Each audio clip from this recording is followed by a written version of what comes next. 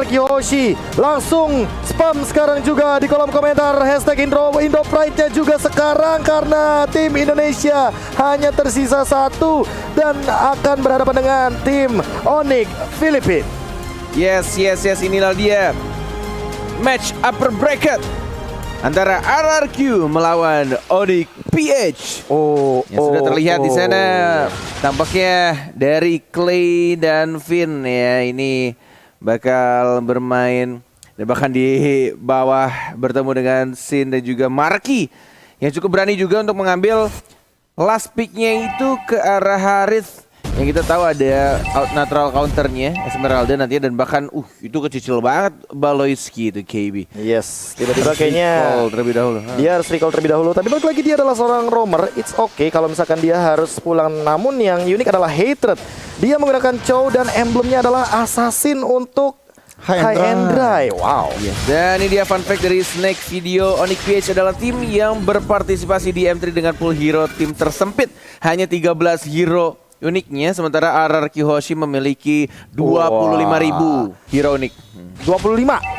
Enggak, luas, tenang. Luas banget itu 25.000 banget ya. ini, gue bias banget gue. Yes, nggak masalah ya. 25.000 hektar lumayan jauh ya. Tapi kali ini kita akan lihat bagaimana Bang Sin. Masihkah dia bisa survive? Oh my god, Bang Sin terpick off dikarenakan Baloyski membawa kawannya kali ini ke arah bottom lane. Marky langsung di babysit begitu saja.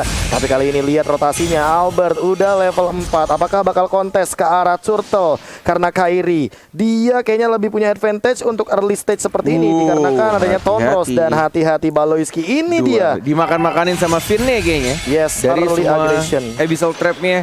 Dan bahkan Turtle udah mulai ditarik sama Lancelotnya, terkena arrow, dikasih trap kembali. Albert yang harus berhati-hati karena tinggal 1/4 lagi darahnya. Mau dipaksa kontes atau tidak, ada guiding win, tidak dipencet, dan bahkan retribution tidak berhasil didapatkan, dan Wave Dragon-nya oh my god, terculik di sana dan serang Albert. R7 menjadi lini paling depan, mencoba untuk nge-trade kill dia, tapi terlalu tebal. Dari Darksky-nya mencoba untuk dihajar 3 orang dan bahkan langsung diamankan oleh seorang Clay. Yes, kali ini trade kill-nya berhasil 2 untuk 2 dan bahkan kerugian awal Albert harus terpick off. Tuan muda Albert kali ini harus farming lebih sabar lagi, dan bahkan Kairi yang mengamankan dari Turtle buff-nya Goni. Wow, ini kalau lihat dari menit-menit emang Onyx PH kuat di early, di mana Selena, Chow, Lancelot-nya ini udah main perkara arrow doang tadi. Perkara arrow, lihat memaksakan 3 member dari RRQ juga memakai Purify.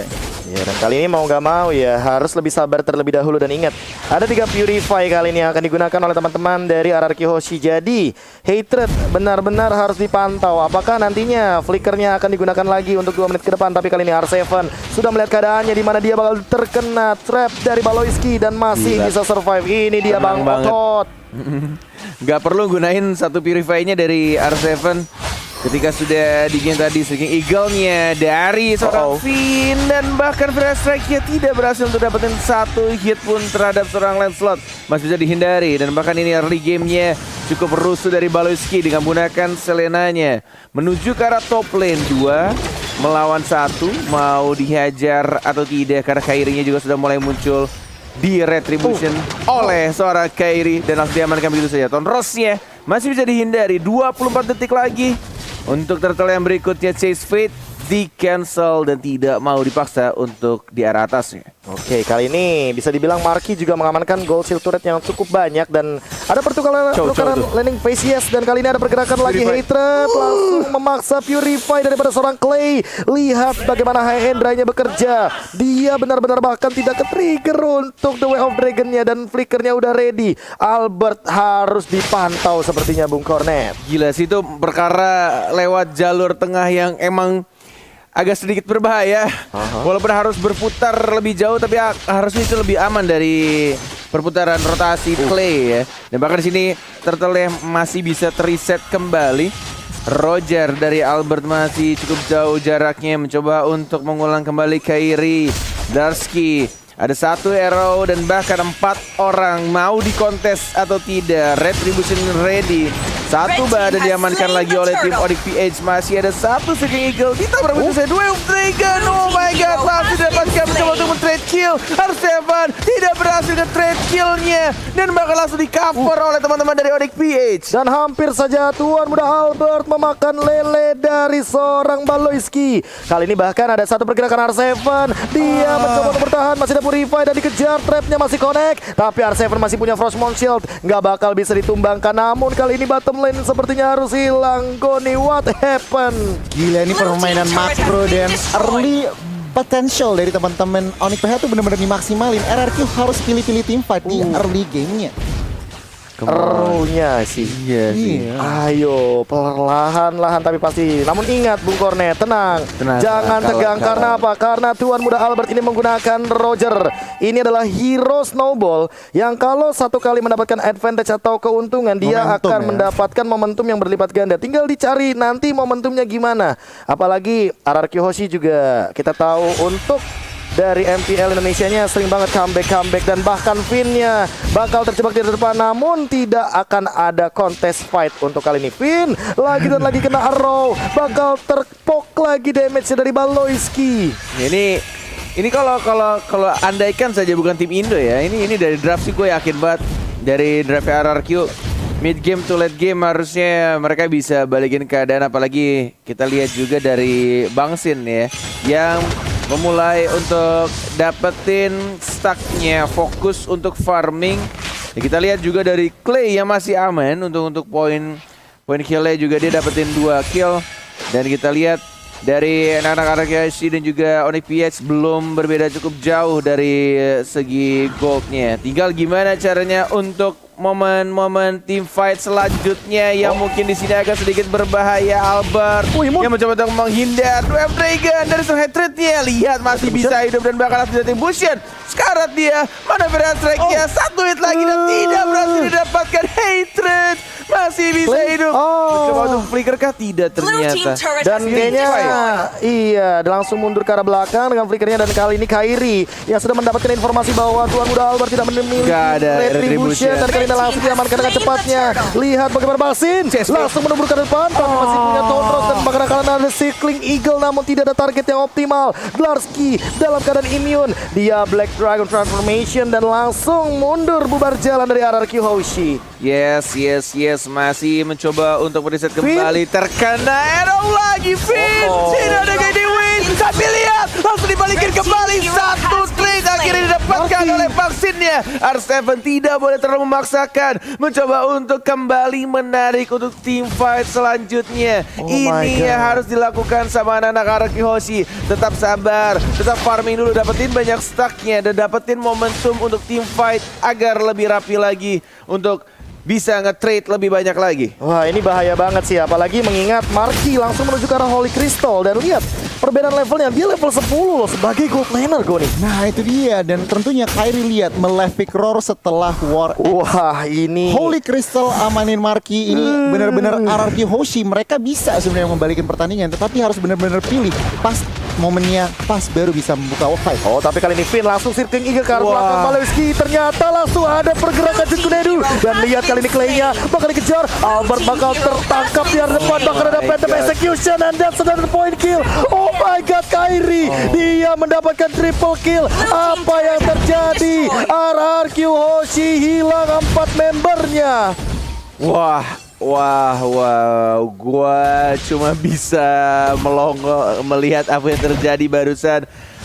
Puncture yang dilakukan dan langsung Tondros ke arah tengah, triple kill dalam waktu yang sangat cepat oleh seorang Kairi.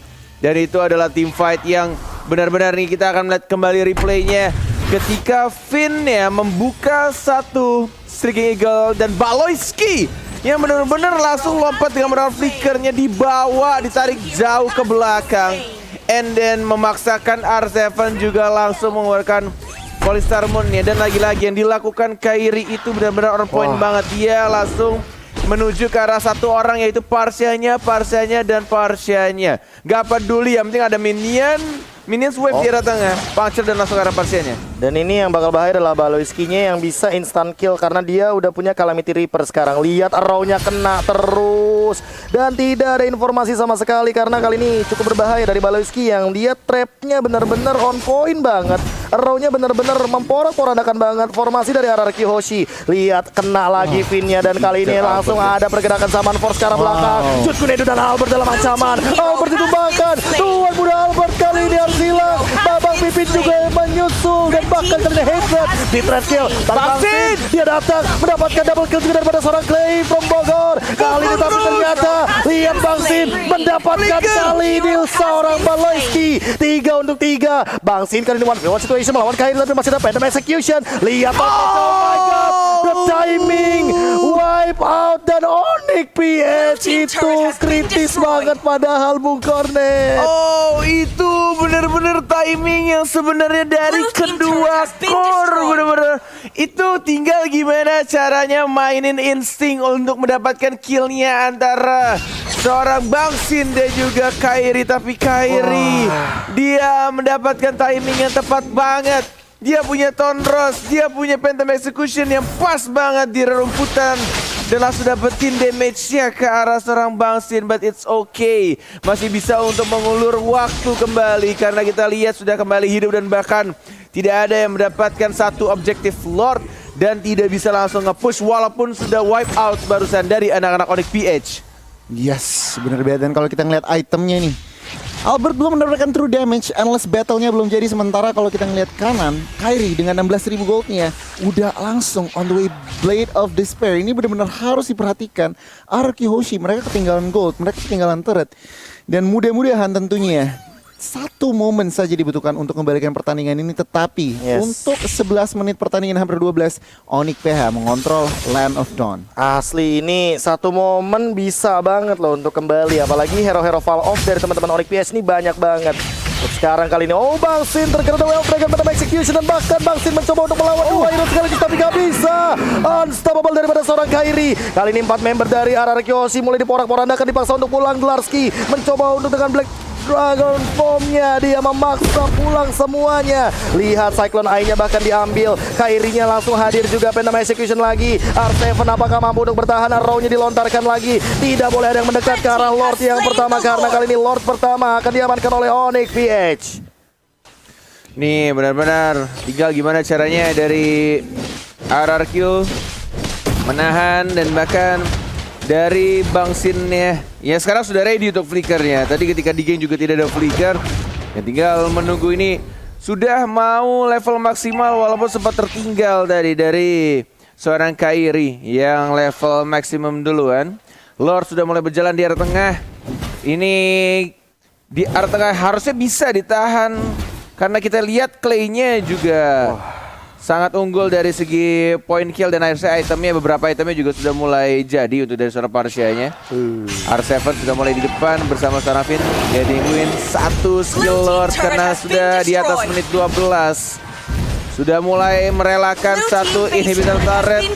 Lord sudah mulai masuk dan mencoba untuk membersihkan minion di arah atas dan bawah. Strategi yang cukup baik dilakukan sama RRQ, melepaskan middle turretnya karena sudah setengah darahnya.